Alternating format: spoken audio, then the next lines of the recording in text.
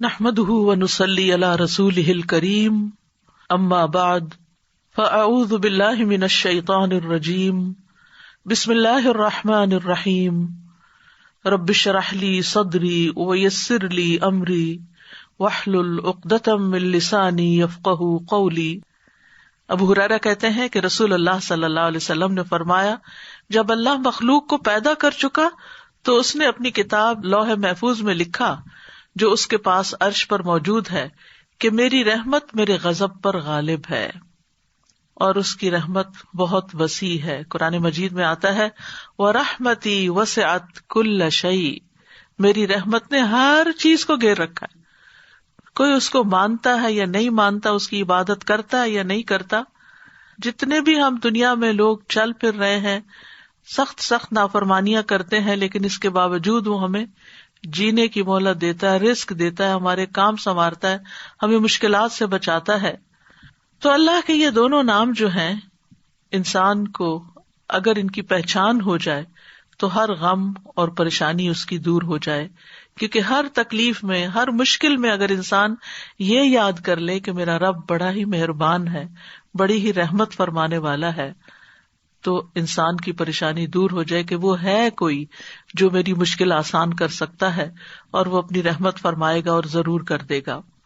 تو ہمیں ہر کام سے پہلے بسم اللہ پڑھنی چاہیے، کیونکہ اللہ سبحانہ تعالیٰ کا نام لینے والا کامیاب ہوتا ہے، جیسے کہ قرآن مجید میں آتا ہے قد افلح من تزکا وذکر اسم ربہ فصلی، بے شک کامیاب ہو گیا جو پاک ہوا اور اس نے اپنے رب کا نام یاد کیا۔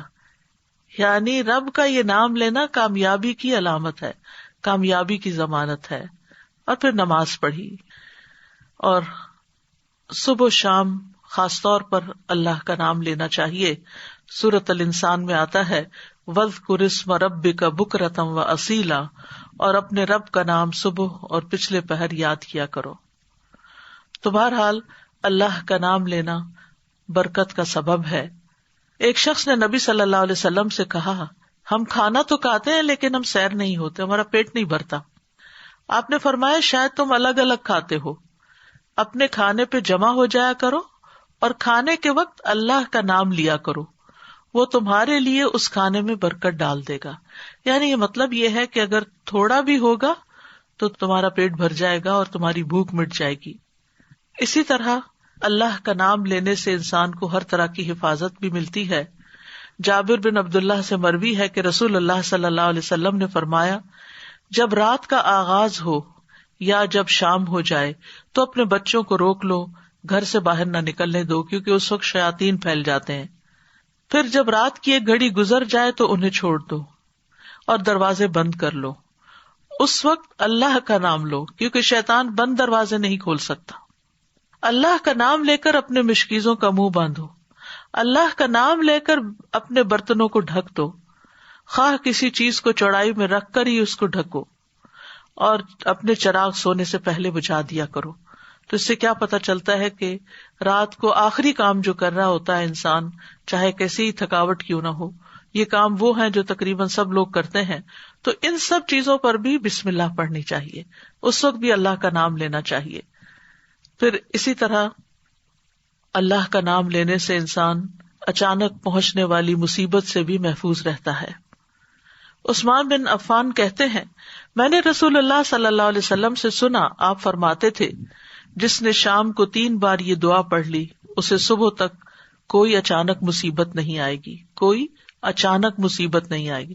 یعنی اس کا مطلب نہیں کہ دوسری آ جائے گی، یعنی ایک دم کسی قسم کی پریشانی اس کو لاحق نہیں ہوگی۔ اور وہ دعا ہے بسم اللہ الذی لا یضر مع اسمہ شیء فی الارض ولا فی السماء وہو السمیع العلیم۔ اللہ کے نام سے، وہ ذات کہ اس کے نام سے کوئی چیز زمین میں ہو یا آسمان میں نقصان نہیں دے سکتی، اور وہ خوب سنتا ہے اور خوب جانتا ہے۔ اور جس نے صبح کے وقت یہ دعا پڑھ لی اسے شام تک کوئی اچانک مصیبت نہیں آئے گی، اور جب شام کو کوئی پڑھ لے تو صبح تک اس کو پریشانی نہیں ہوگی۔ اسی طرح اگر انسان بسم اللہ نہیں پڑھتا تو یاد رکھیے کہ بسم اللہ نہ پڑھنے کا نقصان یہ ہے ابن عباس کہتے ہیں کہ ابلیس نے اللہ تعالیٰ سے کہا کہ تو نے اپنی ساری مخلوق کا رزق واضح کر دیا ہے، میرا رزق کس میں ہے؟ تو اللہ تعالیٰ نے فرمایا ہر اس چیز میں جس پر میرا نام نہ لیا جائے. تو گویا جس چیز پر ہم اللہ کا نام نہیں لیتے وہ رزق پھر شیطان کے حصے میں چلا جاتا ہے، گویا ہم اپنے دشمن ہی کو فیڈ کرتے ہیں. قیامت کے دن بھی اللہ کے نام سے وزنی کوئی چیز نہ ہوگی. پھر اسی طرح یعنی اس دعا کے پڑھنے کے مواقع کون کون سے ہیں؟ نمبر 1، ہر کام شروع کرنے سے پہلے، تاکہ اس میں برکت اور مدد حاصل ہو، اس کے اندر قبولیت ہو، ہمیں اخلاص نصیب ہو. پھر خاص طور پر کھانا کھانے سے پہلے.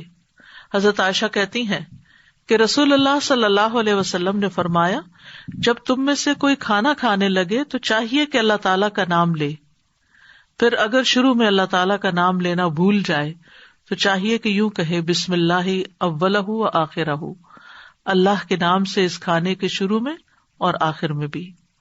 وآخر دعوانا ان الحمد للہ رب العالمین.